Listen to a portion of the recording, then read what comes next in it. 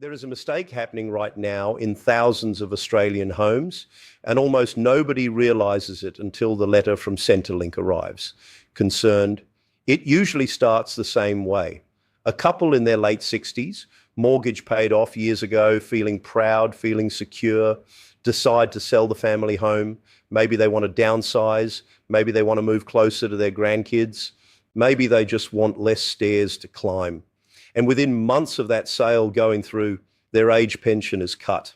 Not reduced a little, sometimes cut by hundreds of dollars a fortnight, sometimes cancelled completely. Shocked. And when they call Centrelink asking why, the answer is almost always the same three words: you are not exempt anymore. If you own a home in Australia and you are heading toward retirement, or you already are retired, this is the video you need to watch before you make a single move with your house. Because the rules changed again in 2026, and the trap hiding inside them is catching out more homeowners than ever before. Here is the part almost nobody tells you. Your home, while you live in it, is one of the most protected assets in the entire Centrelink system. It does not count. Not $1 of it touches your age pension assets test. You could be sitting in a house worth $2 million in inner Sydney or inner Melbourne, and Centrelink treats it as if it does not exist for pension purposes. That protection is enormous. It is the reason so many homeowners still qualify for a full or part pension, even with a valuable property under their feet. But that protection comes with a catch, and the catch is this. The moment your home stops being your home, in the eyes of Centrelink, it stops being invisible. Sell it, and the money sitting in your bank account from that sale is now a fully assessable asset. Move into a retirement village or in with your kids without meeting specific rules, and you can be reclassified as a non-homeowner, which changes your thresholds completely. Wait too long to reinvest the proceeds, and every single dollar sits there generating deemed income, chipping away at your pension fortnight after fortnight. Let's talk about the actual numbers for 2026, because this is where people get blindsided. As of the most recent indexation this year, a single homeowner can hold up to around $333,000 in assessable assets and still receive the full age pension. For a homeowner couple, that combined figure sits around $499,000. Now here is the twist. Non-homeowners get a much higher threshold, roughly $600,000 for a single person and around $766,000 for a couple. Sounds generous, right? More room before your pension gets touched. But think about what that really means. Non-homeowners are given more room because they don't have a paid-off house, protecting their wealth. If you sell your home and don't buy another one within the allowed time frame, Centrelink can actually assess you as having a large pile of assessable cash sitting in the bank, while simultaneously treating you as a non-homeowner with a higher but still limited threshold. If that lump sum from your house sale pushes you over the line, your part pension starts tapering away at $3 per fortnight for every extra $1,000 above the threshold. That might sound small. It adds up to around $78 a year lost for every extra $1,000 sitting above the line. Sell an inner city home for $800,000, don't move fast enough on reinvesting it, and you could watch your pension shrink to almost nothing within a single review cycle. Now here is where the trap gets even sneakier. And this is the part that catches out good, careful, well-meaning retirees the most. Centrelink gives you what is called an asset exemption period after you sell your home, but only if your intention is to buy or build another one. During that window, the sale proceeds are exempt from the assets test, but they are not exempt from deeming under the income test. That means even while the money is protected on one side, it can still be treated as though it is earning income on the other side, and that income counts toward your pension calculation. Deeming rates in 2026 sit at 1.25% on lower balances and 3.25% above a certain threshold. So even sitting in a normal bank account earning barely anything in real interest, Centrelink assumes you are earning deemed income from it, and that assumed income can quietly reduce your pension while you are simply trying to find your next home. Let's bring this to life with a real kind of story, the sort playing out in suburbs across the country right now. Picture Margaret and Bill, both 68, living in the family home in outer Brisbane for over 30 years. Mortgage paid off, kids grown and moved to the coast. They decide it is time. They sell the house for $720,000, planning to buy a smaller townhouse near their daughter for around $500,000. Sounds simple. But the settlement on the new place gets delayed. Building approvals, a slow seller, a finance hiccup. Weeks turn into months. During that time, the full $720,000 is sitting in their bank account. Even with the temporary exemption for assets test purposes, the deemed income from that amount starts affecting their income test result and their pension drops. They call Centrelink confused because in their minds nothing has changed. They still own no other assets. They are simply between houses. But to the system, for those months, they look like a couple sitting on $750,000 in cash. This is not a rare, unlucky story. This is happening to real retirees across Australia every single month.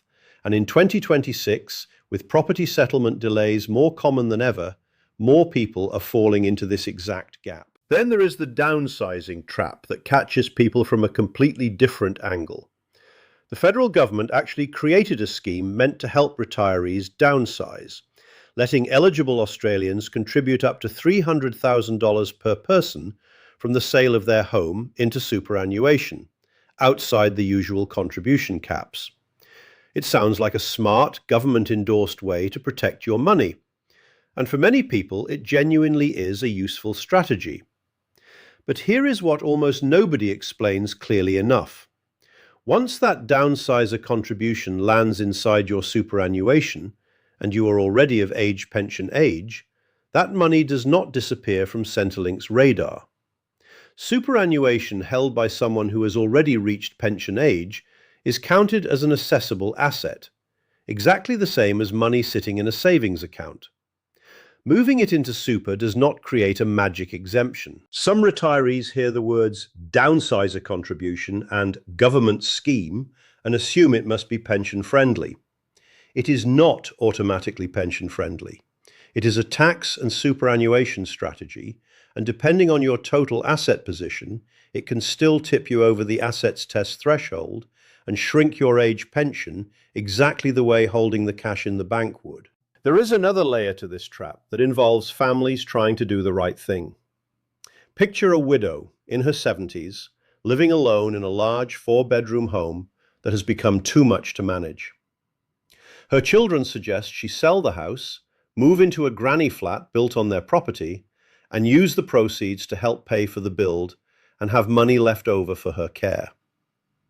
This is one of the most emotionally loaded financial decisions in the entire pension system, because Centrelink has an entire category of rules just for granny flat arrangements.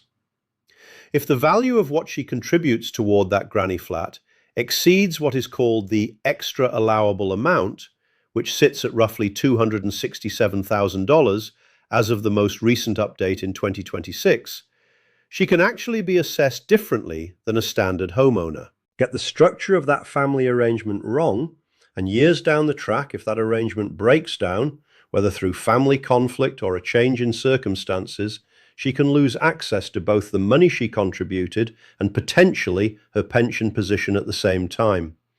Families walk into these arrangements out of love and good intentions and walk out of them financially devastated because nobody explained the Centrelink side of the deal before the money moved. And then there is the gifting trap, the one that trips up generous grandparents more than almost any other rule in the book. Say a homeowner decides to help their adult child with a house deposit after selling the family home and downsizing.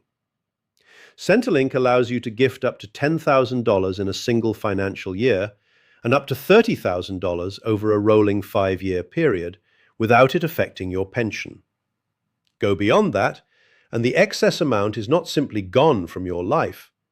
Centrelink treats it as a deprived asset, meaning it continues to be counted against you in the assets test for 5 full years from the date you gave it away, even though you no longer have access to that money.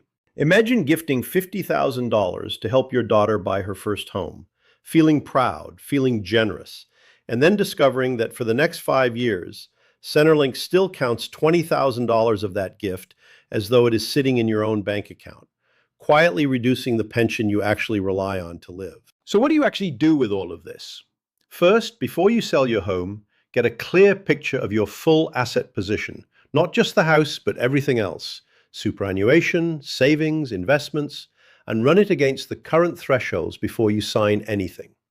Second, if you are planning to buy again after selling, understand the exemption period rules in detail. Know exactly how long you have and have a realistic plan for settlement timing, because delays are common and the deeming clock does not wait for your building approval. Third, if a downsizer contribution into superannuation is part of your plan, remember it is a tax strategy, not a pension protection strategy, and model both outcomes before committing. Fourth, if family arrangements like granny flats are on the table, get the numbers checked against the extra allowable amount before a single dollar changes hands, and consider what happens if the arrangement ends. And fifth, if you want to help your kids financially, understand the 5-year gifting rule completely before you transfer anything beyond the allowed limits. None of this means selling your home is a mistake. For plenty of Australians, downsizing is exactly the right move, financially and emotionally. The real trap is not the decision itself. The trap is making that decision without understanding how Centrelink will see it, and finding out too late, after the sale is done, after the money has moved, after the pension letter has already arrived, with a number on it that is smaller than it used to be. The system is not designed to be easy to understand. It rewards people who plan ahead and quietly punishes people who don't, even when their intentions were nothing but good. If this video helped you see something about your own situation a little more clearly, that is exactly why this channel exists. Hit the like button so more homeowners heading into retirement see this before they make a costly mistake. Subscribe, because the rules around the age pension keep shifting every single year, and staying ahead of them is the difference between a comfortable retirement and a stressful one. And down in the comments, tell me your situation. Are you thinking about selling, downsizing, or helping your kids with money? Someone else reading your comment might be facing the exact same decision, and together we can make sure nobody walks into this trap blind. Take care of yourselves, take care of your pension, and I will see you in the next one.